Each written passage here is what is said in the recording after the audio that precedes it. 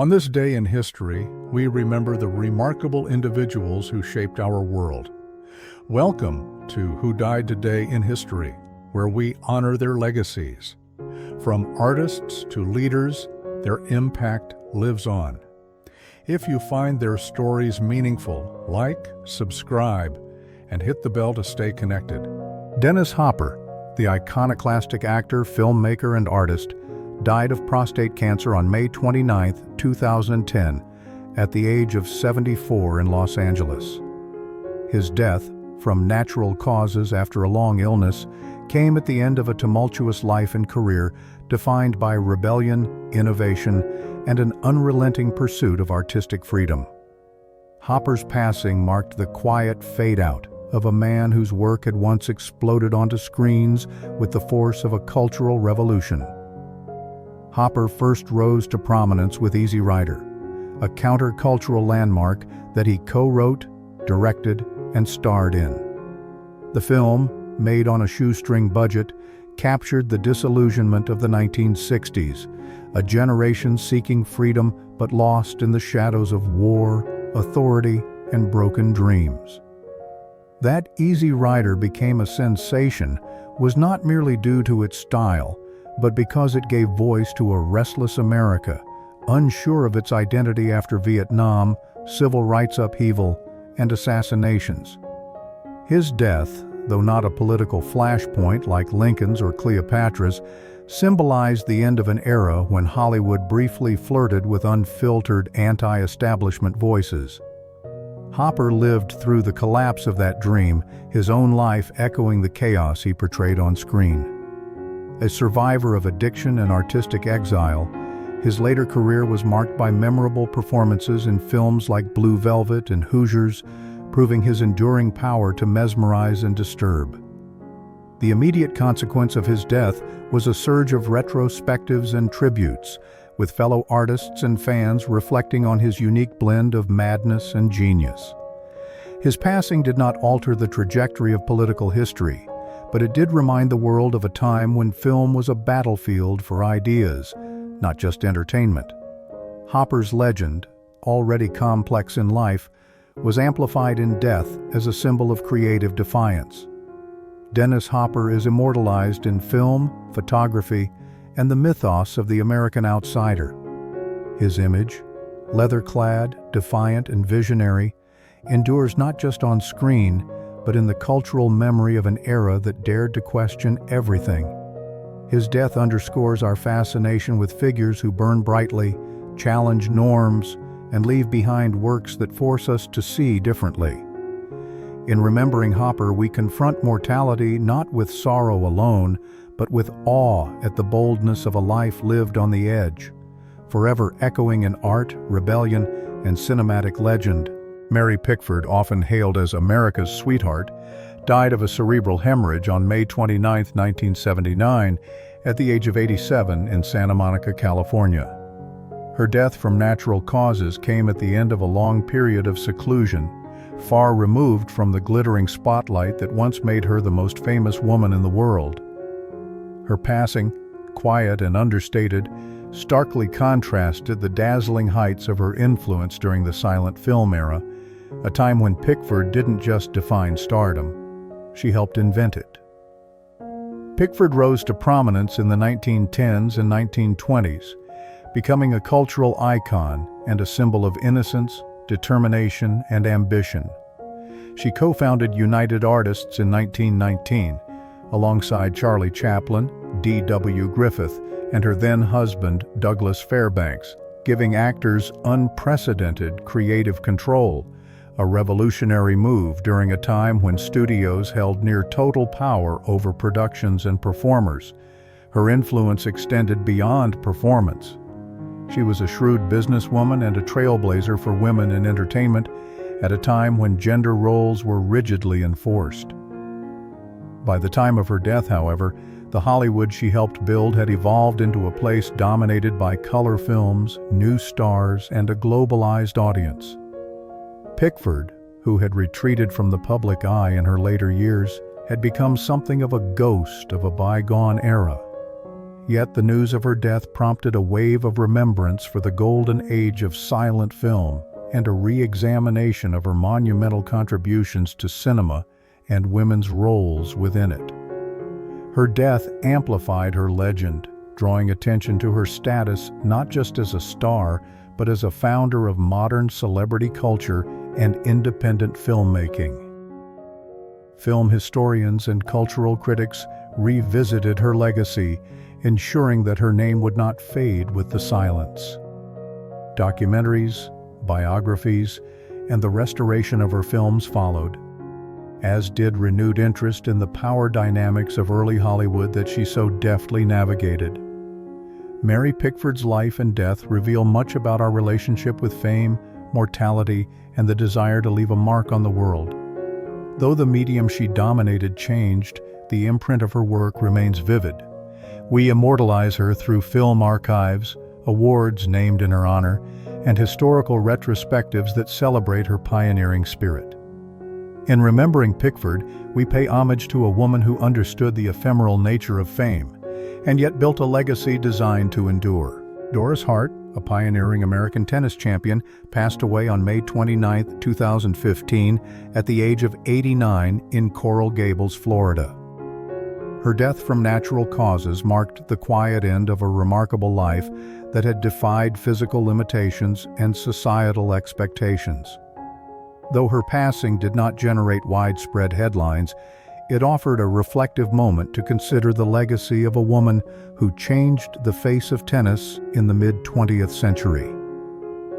Hart's athletic journey was shaped early by adversity. As a child, she contracted osteomyelitis, a bone infection that left her with a permanently weakened right leg. Despite this, she rose to dominate a sport that demanded speed, agility, and endurance. By the 1950s, she had become one of the greatest players in tennis history, achieving a career Grand Slam in singles, doubles, and mixed doubles, a feat still unmatched by many. Her success during an era when both disability and gender limited opportunity in sports spoke to the determination and resilience that defined her character and the broader values of post-war America. Her death came in a vastly different tennis landscape, one of global sponsorships, million-dollar endorsements, and media coverage far exceeding anything Hart experienced in her prime. The contrast underscored how trailblazers like Hart laid the groundwork for future generations. Her passing prompted the tennis community to revisit her accomplishments, recognizing that her career had elevated the visibility and legitimacy of women's tennis long before the era of Billie Jean King, Serena Williams, or global equality campaigns. Though she had long been out of the public eye, Hart's death did amplify her legend among sports historians and enthusiasts. It reignited appreciation for the grit and grace with which she played, often against taller, faster, and fully able-bodied competitors. Her story continues to be shared in biographies, museum exhibits, and educational materials that emphasize perseverance and excellence. Doris Hart's life and death reveal a deeper truth about humanity's relationship with memory and mortality, that greatness does not always roar, it endures.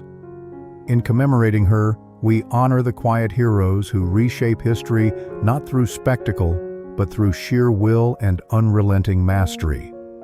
She is immortalized not only in the record books, but in the stories we tell about courage, possibility, and the human spirit's refusal to be limited by circumstance. Ronnie Hawkins, the Arkansas-born rockabilly legend who became a foundational figure in Canadian rock music, died of natural causes after a long illness on May 29, 2022, at the age of 87. His passing marked the end of an era for a generation of musicians shaped not only by his own performances, but also by his mentorship and cultural influence across borders. Known affectionately as the Hawk, Hawkins was more than a charismatic performer. He was a bridge between the gritty southern roots of rock and roll and the burgeoning music scene in Canada during the 1960s. After moving north in the late 1950s, Hawkins quickly became a fixture in Toronto's club circuit. His band, the Hawks, would go on to form the nucleus of what would become the Band, one of the most influential groups in rock history. Hawkins's death, while not a political or violent turning point like those of Cleopatra or Lincoln, symbolized the fading voice of a foundational era in modern music. His passing came during a time of intense reflection on the origins of rock music and its cultural architects. Hawkins, with his gravelly voice and flamboyant stage presence, represented the rebellious spirit of early rock and roll, a genre born of racial integration, youth defiance, and Southern musical tradition. At a time when rock was rapidly evolving or being absorbed into pop and hip-hop, his death invited a look back at the genre's roots and the rugged individualists who built it. The immediate consequence of his death was a flood of tributes from artists, historians, and fans, many of whom noted Hawkins' instrumental role in shaping not only the band, but also the music culture of Canada. His influence was amplified posthumously as documentaries, interviews, and retrospectives revisited his dynamic role in music history. Ronnie Hawkins reminds us that some legacies are built not just on what one creates, but on what one cultivates in others. His death calls attention to the power of mentorship and the transmission of art across generations. We remember him through the music he inspired, the artists he nurtured, and the performances that electrified audiences across decades. In doing so, we reaffirm humanity's deep connection to memory, legacy, and the enduring rhythm of cultural evolution, one performer, one stage, and one song at a time. Gavin Mloud, the beloved actor known for his roles in The Mary Tyler Moore Show and The Love Boat, died of natural causes on May 29, 2021, at the age of 90. His passing marked the end of a career that spanned over 6 decades and helped shape the landscape of American television comedy and family entertainment. While his death did not send political shockwaves or ignite mass protests, it served as a cultural moment of reflection on an era defined by optimism, ensemble storytelling, and the golden age of network television.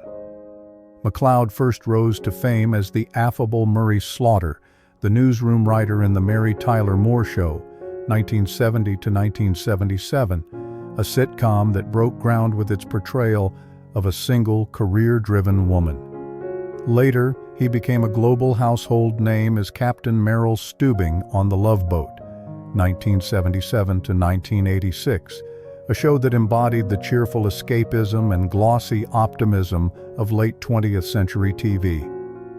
His characters reflected the values of the time: loyalty, kindness, humor, and a belief in the redemptive power of relationships, whether romantic, familial, or professional. Mloud's death came in a markedly different media environment, fragmented, fast-paced, and streaming-driven, prompting many to look back with nostalgia on a more unified cultural era. The tributes that followed his passing underscored not only his professional achievements, but also his personal transformation. In later life, Mloud became a devout Christian and motivational speaker, using his platform to inspire others with messages of faith and resilience. In this way, his life mirrored the cultural shift from the easygoing pop sensibility of the 70s and 80s to more introspective and spiritually aware tones in the 2000s. His passing amplified his legacy, reminding audiences of the enduring appeal of warmth and sincerity in storytelling. It also reignited interest in the shows he helped define, which continue to be revisited in reruns and retrospectives, speaking to their timeless human themes. Gavin Mloud's death offers insight into how we remember those who bring us joy, not as distant celebrities, but as familiar companions in our homes. We immortalize such figures through continued viewership, celebratory retrospectives, and heartfelt storytelling that transcends generations. In doing so, we affirm our yearning to hold on to the moments and emotions they gave us, proof that entertainment, at its best, becomes a part of who we are. Karl-Heinz Boom, the Austrian-German actor best known for portraying Emperor Franz Joseph in the Sissi trilogy, died of natural causes on May 29, 2014, at the age of 86 in Grodig, Austria. His death marked the passing of not only a cinematic icon of post-war Europe, but also a humanitarian who dramatically redefined his public identity in the latter half of his life. In the 1950s, Boom captured hearts across Europe with his depiction of the young emperor opposite Romy Schneider's Empress Elizabeth. These lush, romantic films, released in a continent still recovering from the traumas of World War II, offered audiences a sense of nostalgia, imperial grandeur, and escapism. Boom's calm, dignified screen presence resonated with post-war ideals of stability, order, and a longing for innocence. Yet for all their charm, the films sanitized history, reflecting West Germany and Austria's complex desire to reframe their cultural identity through idealized monarchy, rather than reckoning directly with their recent past. Later in life, Boom pivoted from screen stardom to global activism. Moved by a trip to Africa, he founded Mention for Mention, People for People, in 1981, an organization devoted to sustainable aid in Ethiopia. His humanitarian work became his true legacy, and by the time of his death, he was seen not just as a beloved actor, but as a model of conscience-driven reinvention. The immediate consequence of his passing was a wave of admiration from both film and philanthropic communities. Unlike many actors whose fame fades, Boom's dual legacy, as a cultural symbol of post-war cinema and as a champion for the voiceless, secured his place in public memory. His death served as a reflective moment on how celebrity can evolve into purpose and how public figures can transcend the roles that first made them famous. Boom's life and death remind us that mortality is not merely an end, but a punctuation mark in a story defined by action and transformation. We remember him through restored versions of the Sissi films, documentaries on his charity work, and institutions that continue his mission. In commemorating him, we celebrate the enduring human drive to remake oneself, to give back, and to leave a legacy rooted not only in fame, but in compassion. Francoise Blanchard, the French actress and model best known for her work in cult horror and exploitation films of the 1980s, died of natural causes on May 24, 2013, at the age of 58. Though her passing did not make global headlines, it stirred reflections among genre film enthusiasts and French cinema historians who recognized her as an emblem of an era defined by artistic risk-taking, niche storytelling, and cinematic rebellion against mainstream norms. Blanchard's most iconic role came in The Living Dead Girl, 1982, where she portrayed a resurrected corpse driven by an insatiable thirst for blood. The film, directed by Jean Rollin, encapsulated the transgressive aesthetic of 1980s European horror, blending eroticism, gore, and melancholy into a haunting critique of mortality and emotional detachment. Blanchard's portrayal was raw and vulnerable, capturing a tragic, almost poetic femininity that challenged the era's more commercial depictions of women in film. Her death, then, invites not just remembrance of a performer, but also a reconsideration of the underground art movements she helped define. At the time of her passing, Blanchard had largely receded from public view, having shifted away from acting in favor of other pursuits. Yet her death spurred a modest resurgence of interest in the genre films she contributed to, particularly among cinephiles who saw in her performances a courageous embrace of taboo and emotional extremity. In this way, her legend was amplified, not through celebrity obituary columns, but through film retrospectives, horror forums, and the restoration of cult classics in which she starred. Blanchard's death reflects the fleeting nature of fame in niche art, as well as the evolving re-evaluation of genre cinema. Once dismissed as pulp or exploitation, many of her films are now viewed as experimental reflections of societal anxieties, especially around death, identity, and female agency. Her legacy endures in the midnight screenings, film festival panels, and critical essays that treat horror not just as entertainment, but as cultural expression. Blanchard's life and death underscore how memory preserves even those once relegated to the cinematic margins. We immortalize such figures not only in film archives, but in the quiet, persistent admiration of those who recognize their artistry. In doing so, we honor a fundamental truth, that the strange and the beautiful often reside just beneath the surface of the forgotten. Doc Watson, the legendary American folk guitarist and singer, died on May 29, 2012, at the age of 89 due to complications following abdominal surgery. His passing marked the end of a profound musical era rooted in Appalachian traditions, acoustic purity, and heartfelt storytelling. Though his death was natural, it reflected deeper generational shifts in American culture, an aging of the roots revival movement he helped to popularize, and the gradual fading of a musical authenticity that Watson embodied so effortlessly.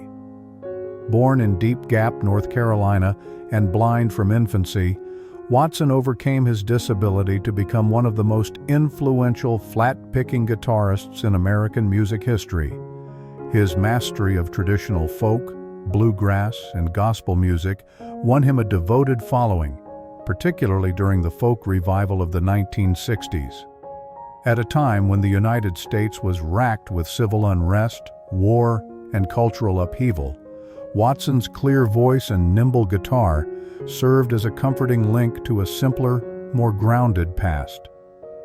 His music was not political in the conventional sense, but it was powerfully evocative of place, history, and personal endurance. The immediate consequence of Watson's death was a national outpouring of respect from musicians, fans, and institutions alike. His passing was not a shock. He had lived a long and full life, but it was a poignant moment for those who saw in him a living bridge to America's musical foundations. Festivals, tribute concerts, and special broadcasts followed, affirming his status as a cultural pillar whose influence stretched far beyond the hills of North Carolina. His death amplified his legend, not in the mythic sense of tragic celebrity, but through the quiet awe of those who recognized his depth of talent and humility. He didn't chase fame. It found him through authenticity, and in death, that authenticity became even more revered. Doc Watson's legacy reveals much about how humanity honors those who give voice to shared roots and collective memory. We remember him not only through recordings and performances, but also through the continuation of his style in generations of guitarists and storytellers. In Watson's gentle picking and plain-spoken lyrics, we find a reflection of our own longing for connection, resilience, and truth, timeless values we immortalize through music and memory.